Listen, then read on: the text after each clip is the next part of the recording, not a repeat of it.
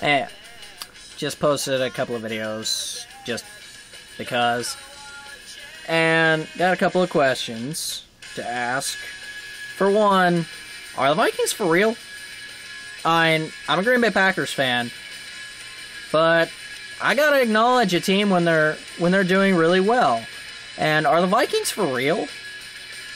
That's just the first thing that comes to mind. 3-1, and a lot of times teams go 3-1, and it's just a fluke. But they do have a marquee win in there. I mean, the Niners are not nobody. They're 3-1, but they beat the Packers on the road. They shut down the Lions at home, and who did they beat the other week? Last Sunday. Oh, they shut the Jets out at home. That was nice. But yeah, that brings me back to my point. I mean, the Niners did all that, and then they lost to Minnesota. Are the Vikings for real? I don't understand. And then, going back to the Jets, seeing the Jets lose, that makes me so happy. Anytime Rex Ryan gets his ass handed to him, it's a gift from God. I don't care about Rob Ryan, the defensive coordinator for the Cowbags, but that's just because I don't care about Dallas at all. I don't like Jerry Jones, but I don't think there's a person in America who does. Not anymore. And alright, let's see what else there is in the scoop. Well, the Packers-Saints game is about exactly what I would expect it to be. I mentioned I'm a Packers fan, so, seeing Hartley choke at the end, that was nice. But it was just a shootout. One team trying to outpass the other one. Breeze had more stats, but Rodgers still came away with a win.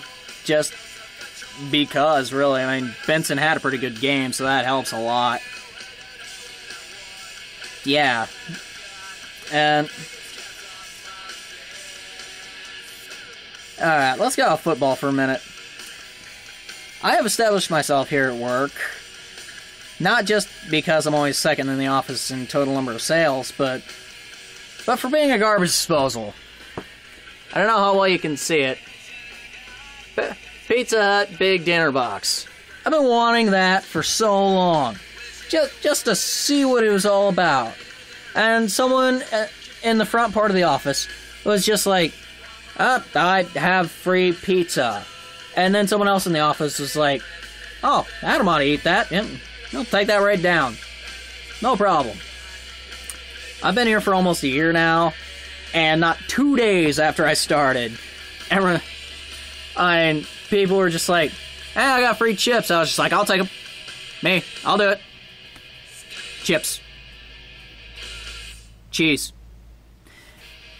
And, not 10 minutes later, Dave was just like, I'm seeing a pattern here, and I think I know what's going on here. And, yeah, it didn't take long. And pretty much every time someone has food left over that they just don't want to go to waste, they give it to me. Which happens to be good, because I'm really broke right now, and will be for about a week and a half. Okay. What else do I want to talk about?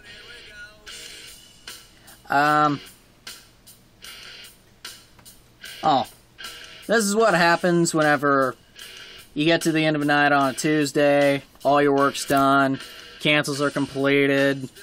I've gotten as much of my paperwork done now as I can, since I don't close for another 20 minutes. And I don't have any phone calls, which, that's always nice. And, yeah, this is a typical night at work. Well, I don't normally have my shirt open like that, but it was getting warm in here, so I turned on the air conditioner, and that didn't do everything I needed it to. So, enough said. And I'm trying to get off of football for a minute. Oh, college football, by the way. I sat Geno Smith.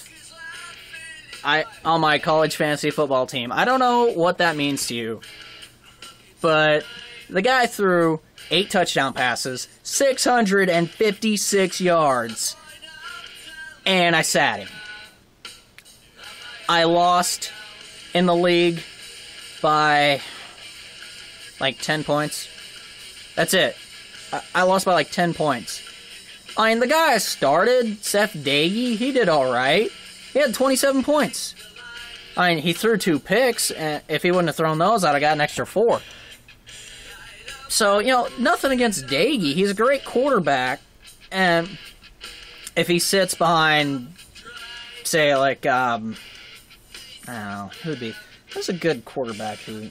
Well, if he sits behind, like, Eli or something for, like, 3 years or so in the NFL, he's going to have a pretty good career. But... fantasy-wise, I'm not sitting Geno for the rest of the year. I mean, week 9, he has a bye, so I can't start him that week. But I will never make that mistake again. And I scored like 197 points. I have one game scoring 97. I scored 197, and I still lost. I couldn't tell you how. Alright, that's right, because the other guy scored over 200. How the hell did he score? Oh, wait, that's right. I had Terrence Williams, I had Joseph Randall. I sat Stephon Taylor the right week. And, I don't know, man. Oh, on ESPN earlier today, they were asking, which SEC top 10 showdown you can watch this weekend?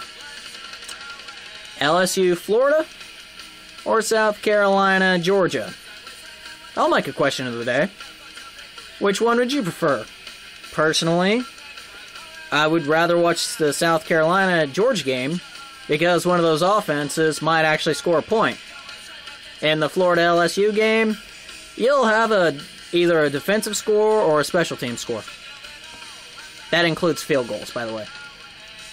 And yeah, like neither of those teams have anything else. South Carolina versus Georgia, both of those teams have these magical things known as offenses. And I don't even like the SEC. I'm a Big 12 guy. Go Pokes. And Oklahoma State lost to Texas last Saturday, but it certainly wasn't their offense's fault. J.W. Walsh threw 1 pick, and he was a freshman, against a great defense. It is porous. Don't get me wrong. There are chinks in the Horns in their defense. Their offense, it has some question marks, but David Ash looks a hell of a lot better than he did.